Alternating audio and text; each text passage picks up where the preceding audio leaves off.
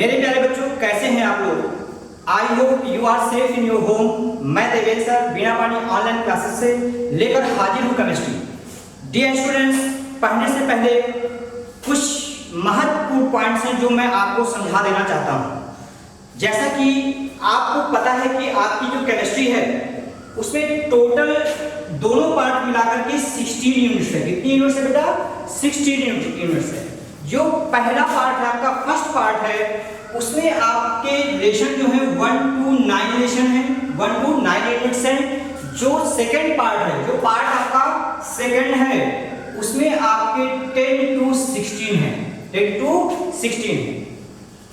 पहले पार्ट में मैं आपको 2 रिलेशन पढ़ा चुका हूं, सॉलिड स्टेट एंड जो आपका सेकंड लेसन है सॉल्यूशन, वो भी पढ़ा चुका हूं। दोनों की कंप्लीट पीडीएफ मैंने भेज दी है। मैं उम्मीद करता हूं कि आप लोगों ने बहुत ही सुंदर तरीके से, सुंदर राइटिंग में अपनी फेयर कॉपी में उन दोनों पीडीएफ को नोट कर लिया होगा। अगर किसी कारणवश वो पीडीएफ आपसे मिस हो गई है और आप वर्क नहीं कर पाए हैं तो आप फिर हमसे मांग सकते हैं, हम पुनः आपको तुरंत देंगे। आप उसे करें जरूर, फेयर कॉपी बनाए जरूर। और जो सेकंड पार्ट आपका स्टार्ट हुआ है, ये जो 10वां यूनिट है हैलो एल्केन तथा हैलो एरीन, इसकी कॉपी आपकी अलग बनेगी। उसकी कॉपी आपकी अलग बनेगी। ये जैसे ही लेसन समाप्त होगा उसकी मैं कंप्लीट पीडीएफ आपको भेजूंगा, तो आप उसको फेयर में करेंगे। आप कंफ्यूज मत हुआ करिए। जैसे कि मैं जब वीडियो भेजता हूं और उसके साथ एक छोटी सी पीडीएफ भेजता हूं जिसमें 3-4 क्वेश्चन होते हैं, वो आपका बेटा होमवर्क होता है। होमवर्क को आप रफ में करिए, वीडियो को देखिए, समझिए।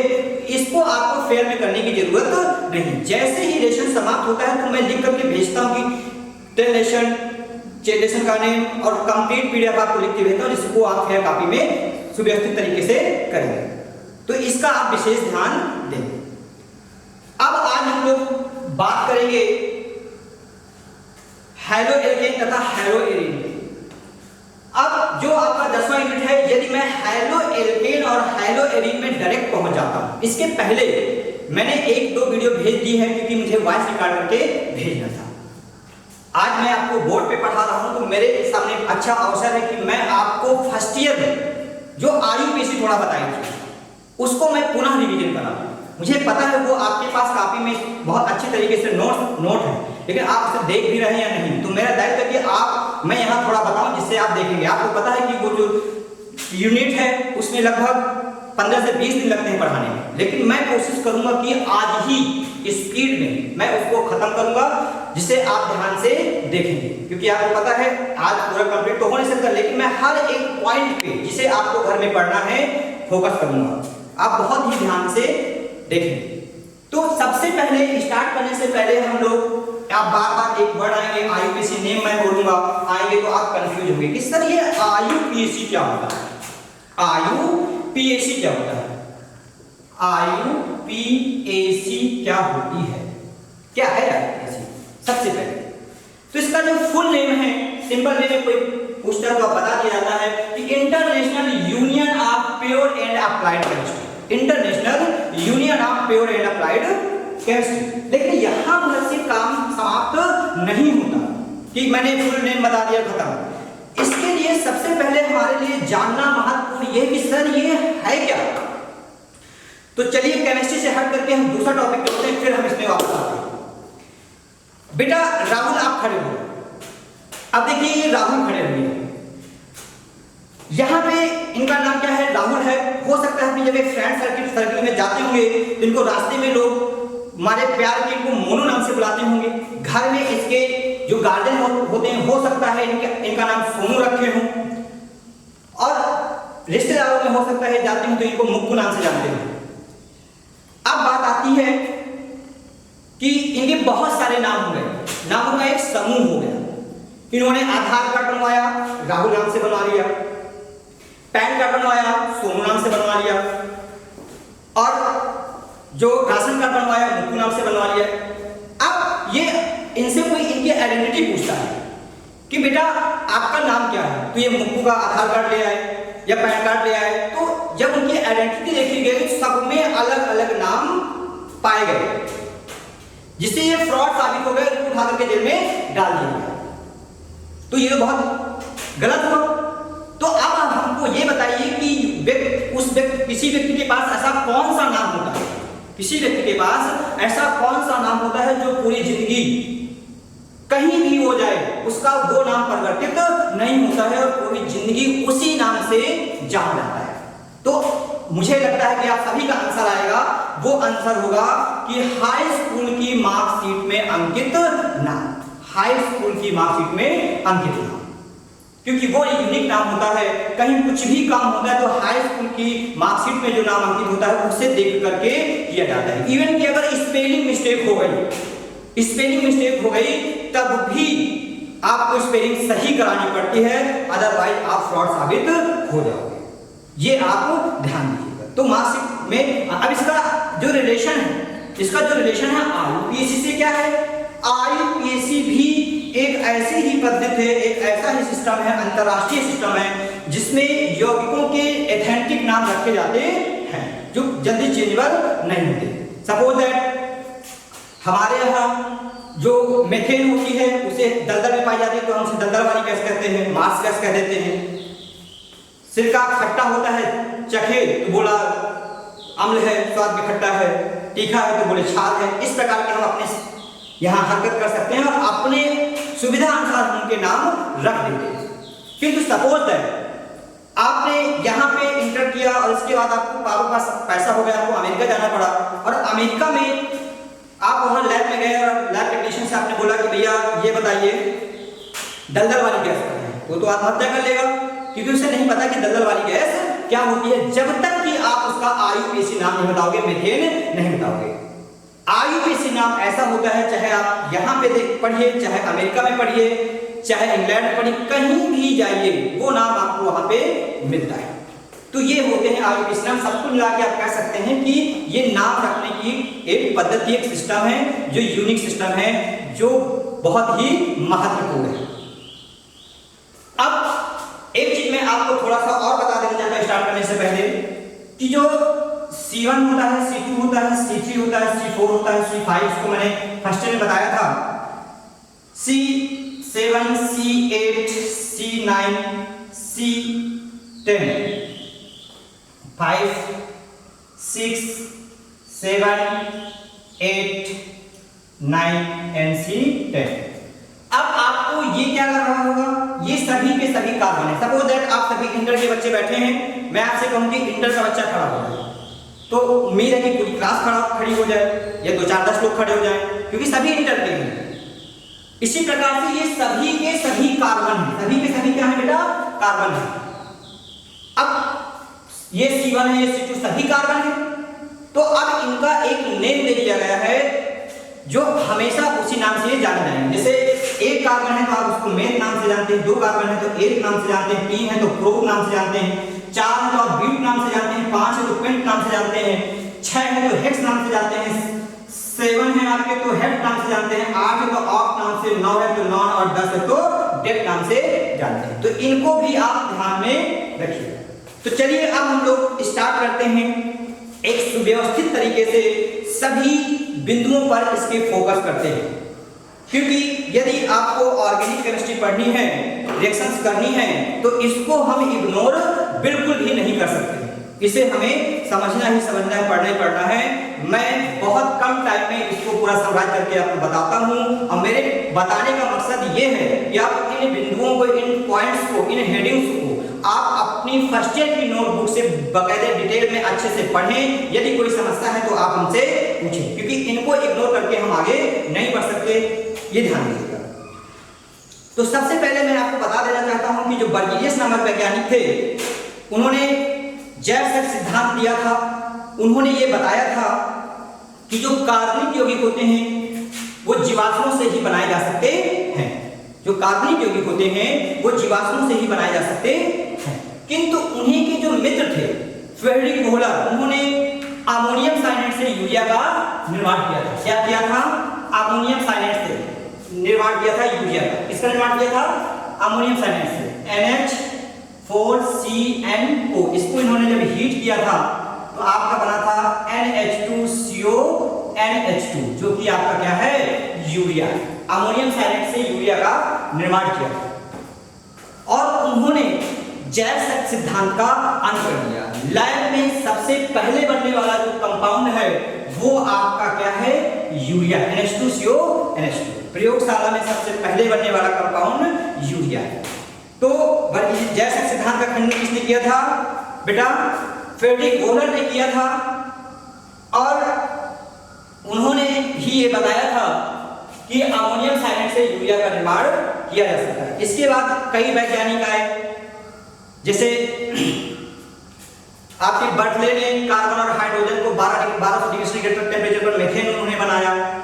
कब बनाया, 1856 में बनाया।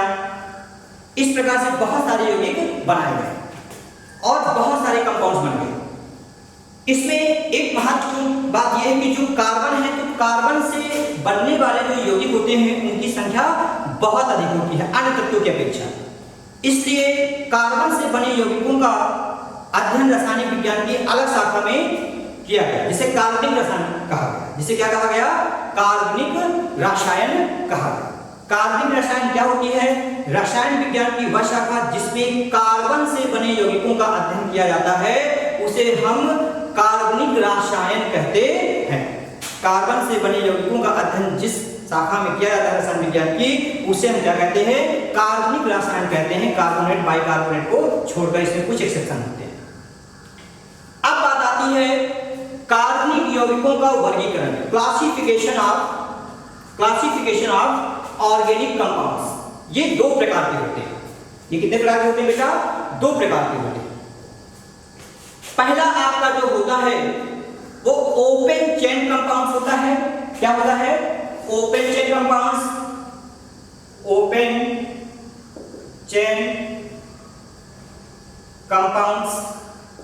दूसरा जो आपका होता है close chain compounds. Open chain compounds और क्लोज चेन कंपाउंड्स, खुली श्रृंखला वाले यौगिक और बंद श्रृंखला वाले यौगिक। कौन कौन से बेटा, खुली श्रृंखला वाले यौगिक और बंद श्रृंखला वाले यौगिक। अब आपके मन में क्वेश्चन उत्पन्न हो रहा होगा, खुली श्रृंखला वाले यौगिक क्या होते हैं, ओपन चेन कंपाउंड्स क्या होते हैं।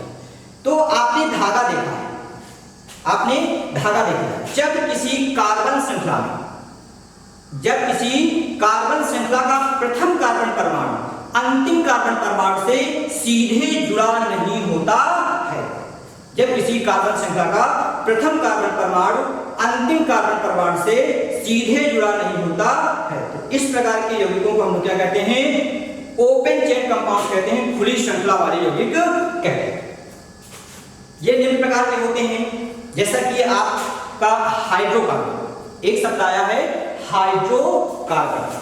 हाइड्रोकार्बन क्या होता है, नाम से ही क्लियर है, हाइड्रोकार्बन हाइड्रोजन और कार्बन से मिलकर के बनने वाले यौगिकों को, हाइड्रोजन और कार्बन से मिलकर के बनने वाले यौगिकों को क्या कहते हैं बेटा, हाइड्रोकार्बन कहते हैं। क्या कहते हैं, हाइड्रोकार्बन कहते हैं। ये भी आपके दो प्रकार के होते हैं, सैचुरेटेड हाइड्रोकार्बन और अनसैचुरेटेड हाइड्रोकार्बन, संतृप्त हाइड्रोकार्बन और असंतृप्त हाइड्रोकार्बन, संतृप्त हाइड्रोकार्बन और असंतृप्त हाइड्रोकार्बन।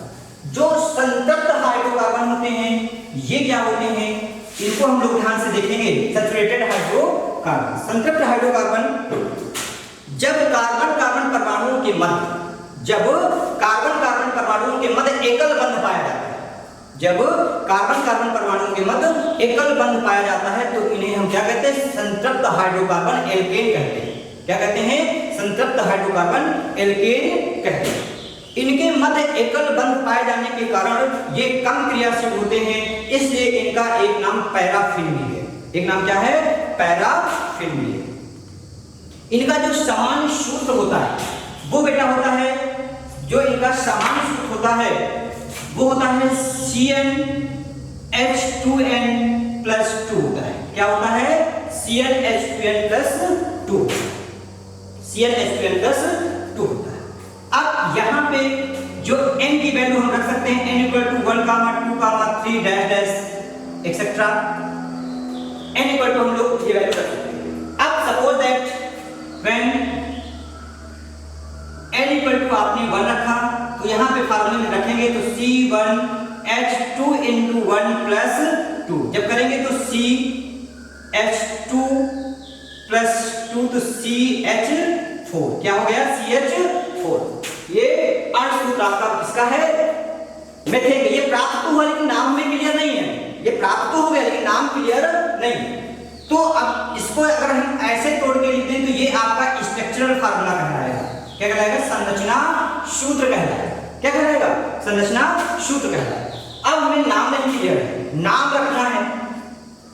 कैसे नाम रखेंगे इसका आपको पता है, मैंने बताया कार्बन की संख्या यहाँ कितनी है बेटा 8। तो इसका आप कार्बन का नाम पता है कि अभी सर ने बताया हमें।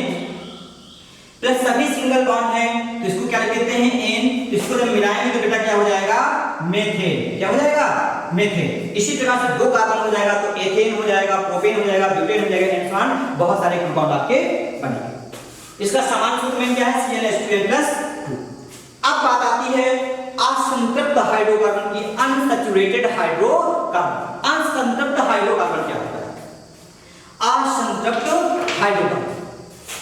असंतृप्त हाइड्रोकार्बन जैसे कि नाम से ही क्लियर है, असंतृप्त मतलब जो तृप्त ना हो। तो क्या कर सकते हैं जब कार्बन कार्बन परमाणुओं के मध्य, जब कार्बन कार्बन परमाणुओं के मध्य द्विबंध या त्रिबंध, डबल बॉन्ड या ट्रिपल बॉन्ड पाया जाता है। द्विबंध या त्रिबंध, डबल बॉन्ड या ट्रिपल बॉन्ड पाया जाता है तो इन्हें हम क्या कहते हैं अनसैचुरेटेड हाइड्रोकार्बन कहते हैं। क्या कहते हैं अनसैचुरेटेड हाइड्रोकार्बन कहते हैं। अब बेटा ये भी दो प्रकार के होते हैं, ये भी दो प्रकार के होते हैं। पहला आपका होता है एल्कीन, दूसरा आपका होता है एल्काइन। पहला क्या होता है एल्कीन, दूसरा क्या होता है एल्काइन। अब एल्कीन क्या होते हैं? एल्कीनों का जो बेटा समान सूत्र होता है वो आपका CnH2n होता है। CnH2n होता है। एल्कीनों का समान सूत्र क्या होता है? CnH2n होता है। एल्कीन क्या होते हैं? जब कार्बन कार्बन परमाणुओं के मध्य, जब कार्बन कार्बन परमाणुओं के मध्य द्विबंध पाया जाता है, डबल बॉन्ड पाया जाता है तो इन्हें हम एल्कीन कहते हैं। इनके मध्य द्विबंध पाए जाने के कारण ये अत्यंत क्रियाशील होते हैं, इसलिए इनका एक नाम जो दूसरा नाम है ओल्फिन भी है। क्या है बेटा? ओल्फिन। अब इनका जो समान सूत्र होता है वो CnH2n होता है। CnH2n होता है। यहाँ पे जो n की वैल्यू हम लोग पुट कराएंगे वो 1 से नहीं कराएंगे। अगर 1 से कराएंगे तो कोई भी कंपाउंड आपका नहीं बनेगा। यहाँ पे जो वैल्यू पुट कराएंगे तो 2, 3, dash dash etcetera. n equal to जब आप 2 पुट कराते हो तो ये हो जाएगा आपका C2H2 into 2 C2H4। C2H4 ये इसका अंशसूत्र हो गया। अब इसको जब स्ट्रक्चरल फार्मूला में कन्वर्ट करेंगे तो ये ऐसे बनेगा, ये आपका ऐसे बनेगा। अब इसका भी नाम हमें क्लियर नहीं है। कार्बन की संख्या कितनी है? 2। कार्बन संख्या कितनी है? 2। तो आप क्या लिखेंगे?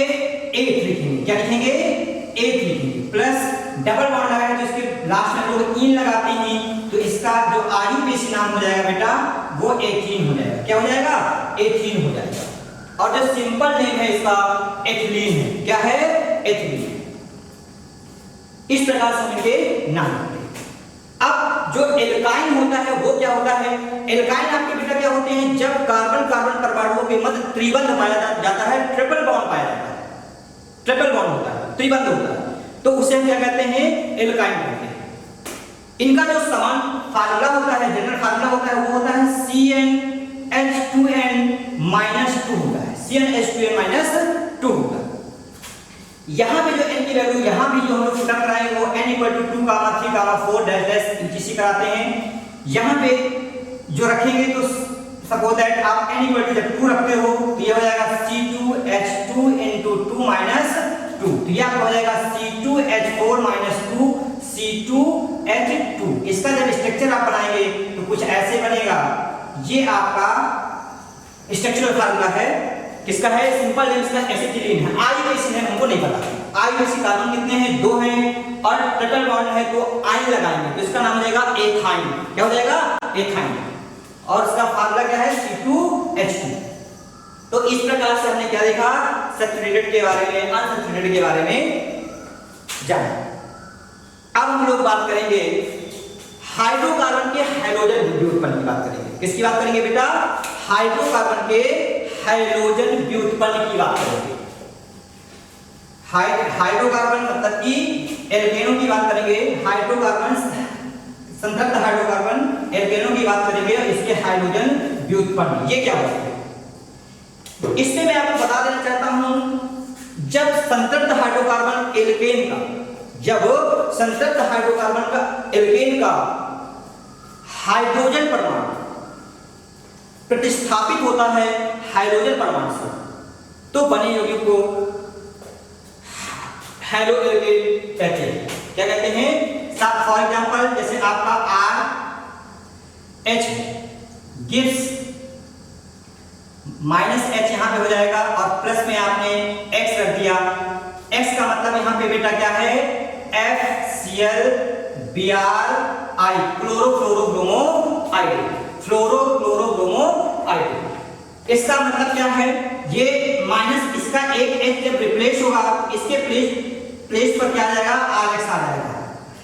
मतलब इसको लिख सकते हैं CH3H मेथेन है आपका, ये एक H इसका निकलेगा प्लस यहाँ पे आपने सपोज दैट Cl कर दिया तो ये आपका हो जाएगा CH3Cl प्लस Cl आपका हो जाएगा। H आपका निकला, यहाँ पे Cl आपका बैठ गया। क्लियर? अब इसका नाम क्या हो जाएगा? Chloromethane, chloroethane, bromoethane, Br suppose that. इसी प्रकार से आपके बहुत सारे कंपाउंड बनते रहे। आपके मन में एक क्वेश्चन उत्पन्न हो रहा होगा, पहले भी मैंने बताया कि सर R क्या है? R क्या है? R मैं आपको बता देना चाहता हूं एल्किल ग्रुप है। अब क्वेश्चन आपका होगा सर एल्किल ग्रुप क्या है? एल्किल ग्रुप मैं आपको बता देना चाहता हूं कि एल्किल ग्रुप जो है, जब किसी एल्केन का एक हाइड्रोजन परमाणु निकल जाता है, जब किसी एल्केन का एक हाइड्रोजन परमाणु निकल जाता है तो शेष बचे हुए समूह को हम लोग क्या कहते हैं? एल्किल ग्रुप कहते हैं। इसे R से प्रदर्शित करते हैं। R इक्वल टू जो आपका होता है वो बेटा होता है CH3 C2H5 C3H7 C4H9 C5H11 C6H13 C7H कितना हो जाएगा? 15 C8H17 C9H19 C10H21 etc। ये आपके एल्किल ग्रुप है। Methyl, ethyl, propyl, butyl, pentyl, ये लास्ट में हम लगा देते हैं।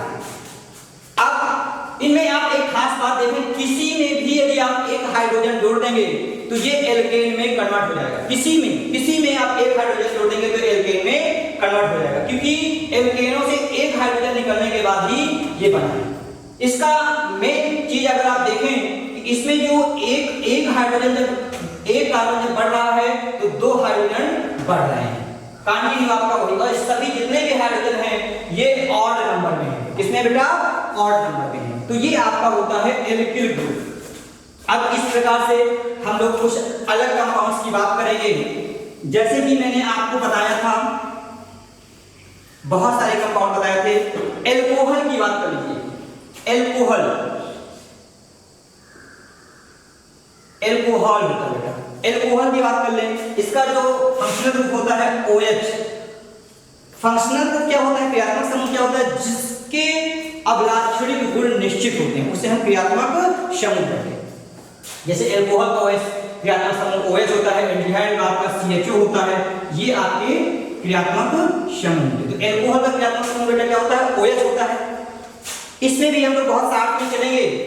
जैसे सपोज दैट आपने ये बनाया OH, इसके लास्ट में हम लोग R लगा देते हैं। क्या लगा देते हैं? R लगा देते हैं एल्कोहल के लिए।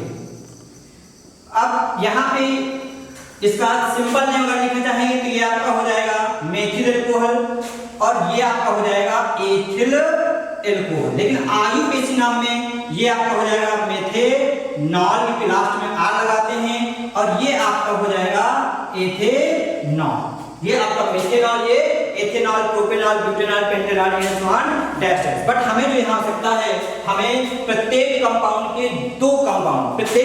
दो यौगिक बहुत ही महत्वपूर्ण है, सभी को आपको याद रखना है।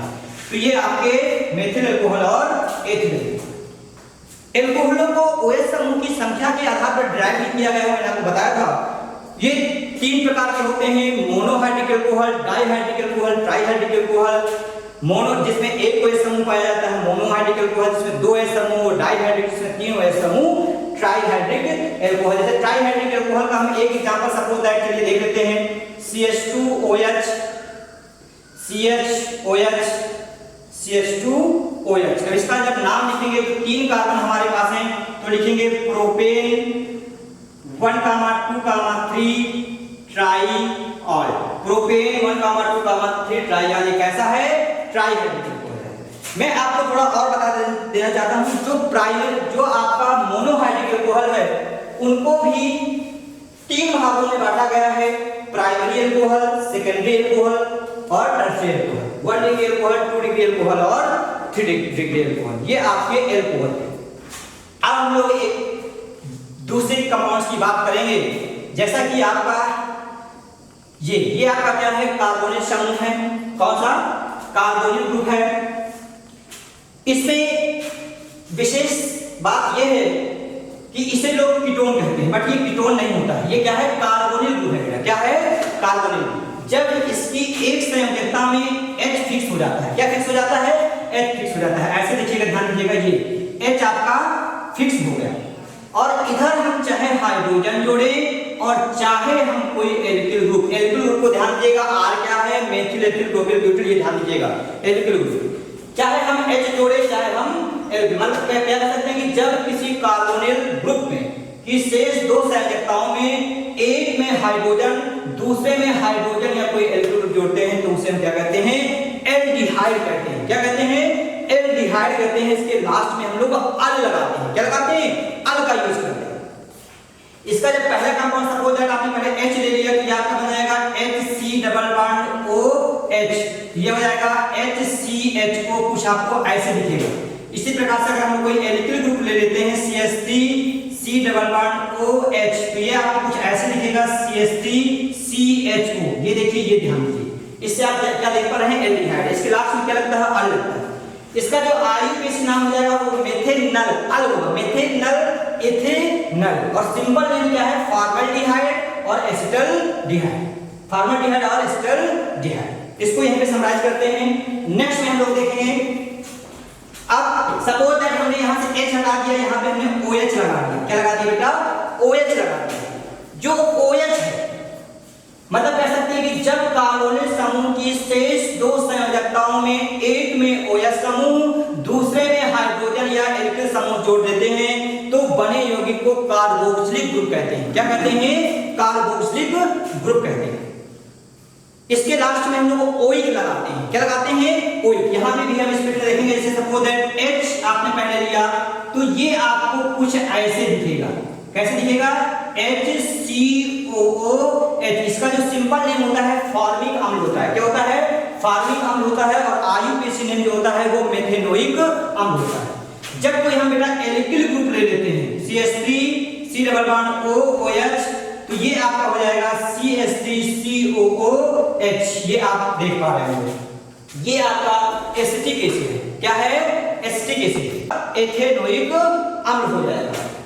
इसी प्रकार से हम नेक्स्ट कंपाउंड की बात करेंगे बहुत ही स्पीड में। अब इन दोनों को हम हटा देते हैं। क्या कर देते हैं? दोनों को हटा देते हैं।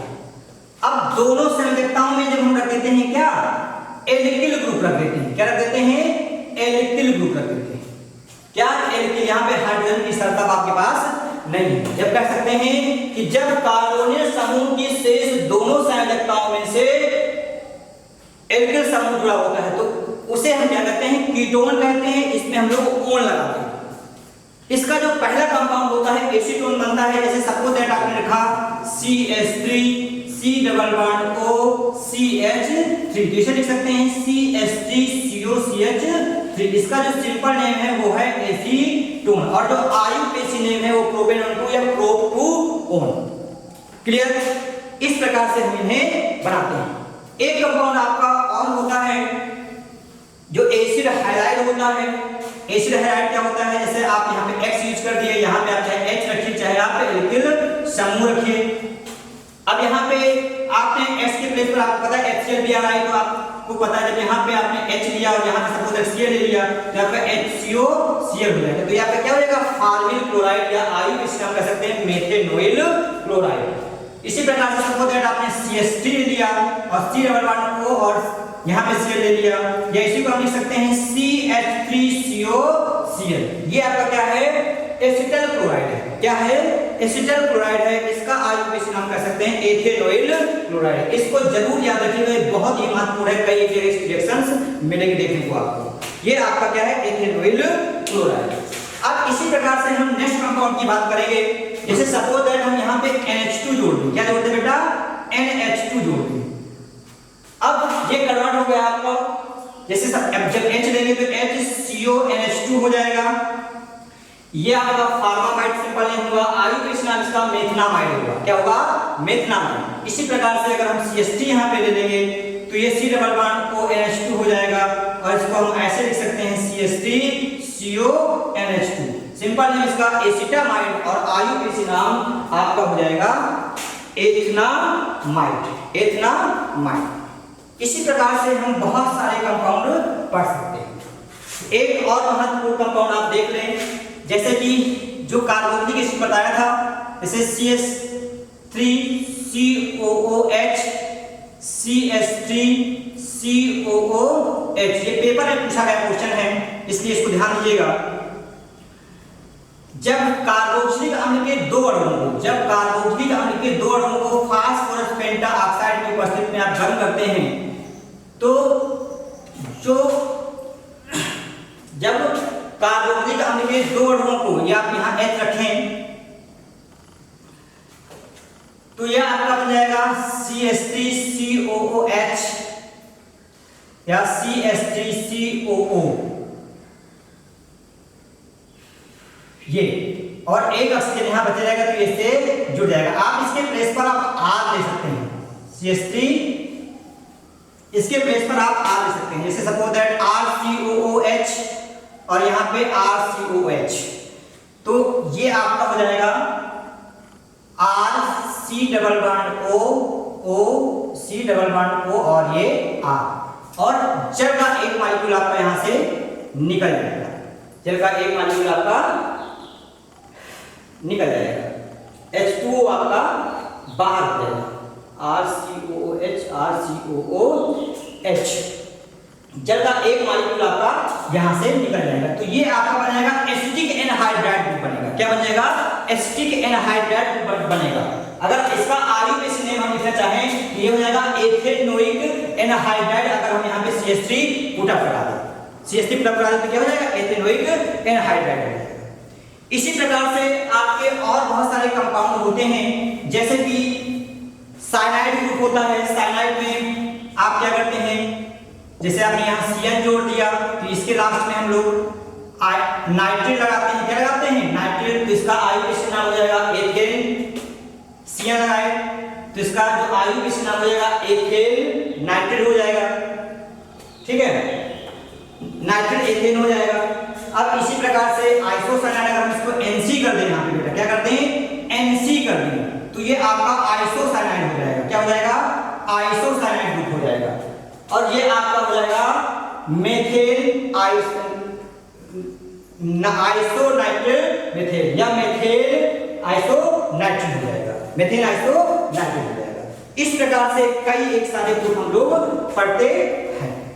अब बहुत सारे कंपाउंड है, नाइट्रो ग्रुप है, एमीन ग्रुप है, जो बहुत सारे ग्रुप आप लोगों ने पढ़े हैं। आप फिर वापस इसको अच्छे से पढ़ लीजिए। अब बात आती है बंद श्रृंखला वाले यौगिक क्या होते हैं, क्लोज चेन कंपाउंड्स क्या होते हैं। बंद श्रृंखला वाले यौगिक क्या होते हैं, बंद श्रृंखला वाले यौगिक। तो इसमें मैं आपको बता देना चाहता हूं, जब किसी कार्बन श्रृंखला का प्रथम कार्बन परमाणु अंतिम कार्बन परमाणु से सीधे जुड़ा होता है।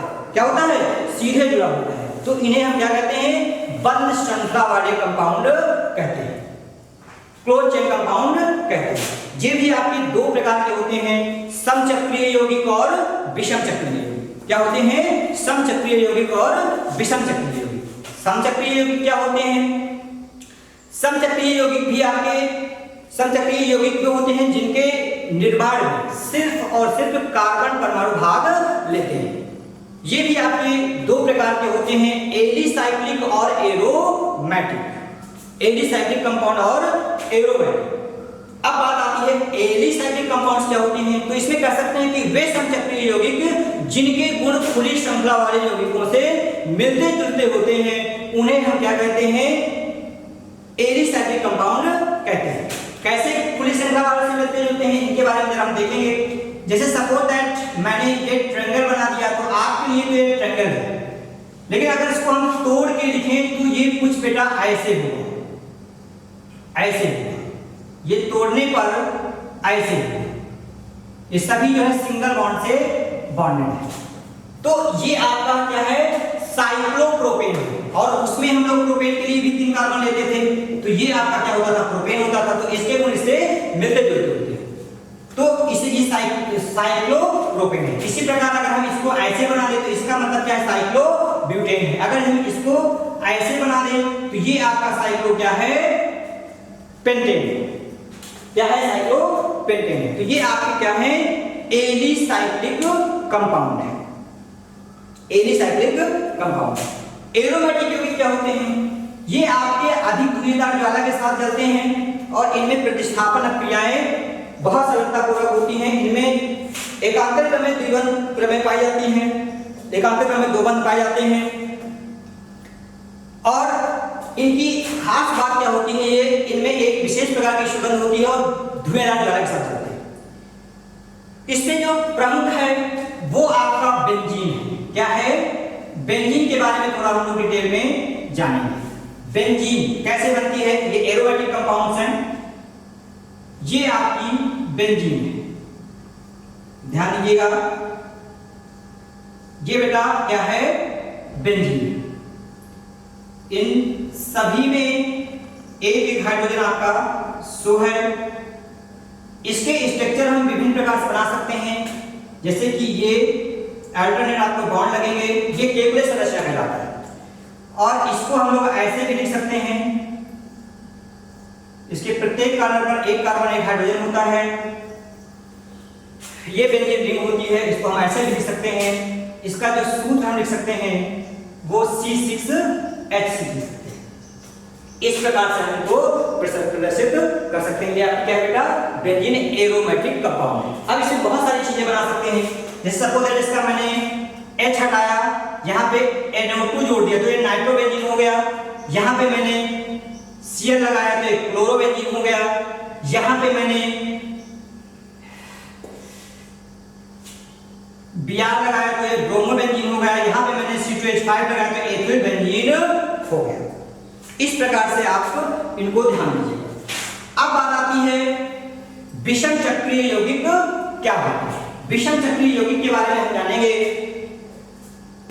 वे यौगिक जिनके निर्माण में बंध श्रृंखला वाले, वे यौगिक जिनके निर्माण में कार्बन के अलावा अन्य तत्वों के परमाणु भी भाग लेते हैं, उन्हें हम विषम चक्रीय यौगिक कहते हैं। जैसे आपका थायोफिन हो गया, फिरान हो गया, पायरान हो गया। कैसे विषम चक्रीय यौगिक भाग लेते हैं, जैसे कि सपोज दैट आप देख सकते हैं, आप ये कोई संरचना बनाई, ये ऑक्सीजन आपने ले लिया और ये इसी प्रकार से आप ले सकते हैं कि कार्बन के, इसको आप तोड़ के जब लिखेंगे तो आप ऐसे लिख सकते हैं।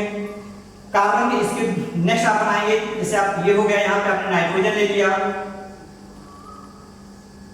ये आपने नाइट्रोजन ले लिया, यहाँ पे आपने हाइड्रोजन से सल्फर ले लिया। तो मतलब जब बंध श्रृंखला के निर्माण में कार्बन के अतिरिक्त अन्य तत्वों के परमाणु भाग लेते हैं, उन्हें हम विषम चक्रीय यौगिक कहते हैं।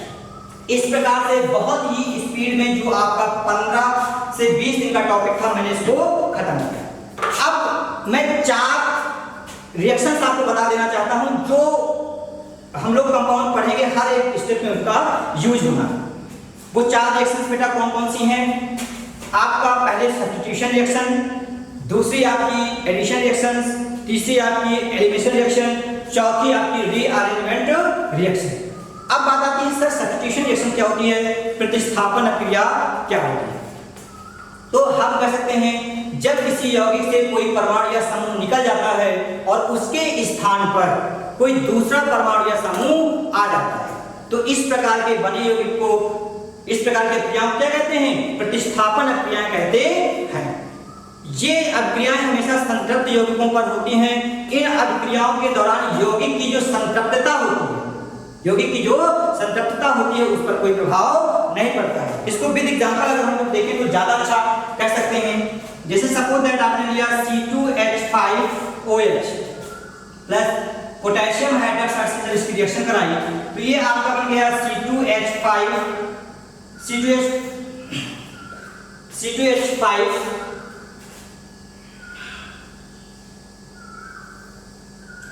जब आपने, आप इसमें थोड़ा ध्यान दीजिएगा, ये थोड़ा कंफ्यूजन है इसमें। एक कोई भी प्रतिस्थापन क्रिया ले लीजिए, सपोज मेथेन ले लीजिए, मेथेन ले लीजिए, यहाँ क्लोरीन से आपने कराई तो ये आपका होगा CH3Cl प्लस HCl निकल जाएगा सूर्य के प्रकाश की उपस्थिति में। मतलब कि क्लोरीन है ना, उसके प्लेस पे आपका क्या आ गया? हाइड्रोजन है, उसके प्लेस पे क्लोरीन आ गया। इसी प्रकार से स्टेप बाय स्टेप आपकी रिएक्शन होती रहेगी। इसे क्या कहते हैं? सब्स्टिट्यूशन आती है। मतलब क्या कह सकते हैं कि जब किसी यौगिक से कोई परमाणु या समूह हटा और उसके स्थान पर कोई दूसरा परमाणु या समूह आ गया, तो इस प्रकार की क्रियाओं को क्या कहते हैं? प्रतिस्थापन क्रियाएं कहते हैं। दूसरा एग्जांपल आप देख सकते हैं कि जब एथिल ब्रोमाइड की पोटेशियम हाइड्रोक्साइड से क्रिया कराते हैं तो हमें क्या मिलता है? KBr आपका निकल जाता है और एथिल अल्कोहल प्राप्त होता है, C2H5OH प्राप्त होता है और आपका क्या निकलता है? KBr आपका बाहर निकल जाता है। ये भी आपने प्रतिस्थापन किया है। पोटेशियम रिप्लेस करना है किसको? ब्रोमीन को। ब्रोमीन के प्लेस पे क्या आ रहा है? पोटेशियम आ रहा है। ब्रोमीन के प्लेस पे OH आ रहा है। OH समूह रिप्लेस करना किसको? ब्रोमीन को। तो ये भी आपने क्या है? सब्स्टिट्यूशन रिएक्शन है। अब लोग बेटा देखिए, अब हम लोग जो डिस्कस करेंगे एडिशन रिएक्शन के बारे में डिस्कस करेंगे। योगात्मक अभिक्रिया क्या होती है? योगात्मक अभिक्रिया, जैसे नाम से ही क्लियर है, योगात्मक अभिक्रिया, किसी चीज का योग होना। तो सबसे पहले हम इसकी रिएक्शन करेंगे योगात्मक अभिक्रिया में। जैसे CH2 plus H2 180 degree centigrade temperature और निकल कैटालिस्ट में जब इसके कराते हैं तो ये आपका एथेन बनता है। क्या बनता है? एथेन। तो अब हम बताते हैं योगात्मक अभिक्रिया क्या होती है। जब किसी यौगिक से कोई परमाणु आकर के जुड़ जाता है, जब किसी यौगिक से कोई परमाणु या समूह आकर के जुड़ जाता है और उसके स्थान पर कोई दूसरा परमाणु या समूह नहीं निकलता है, तो इस प्रकार की क्रियाओं को योगात्मक अभिक्रियाएं कहते हैं। जैसा कि आप देख रहे हैं कि एथिलीन से हाइड्रोजन आकर जुड़ रहा है और बन जा रहा है एथेन, संतृप्त हाइड्रोकार्बन एथेन बन रहा है।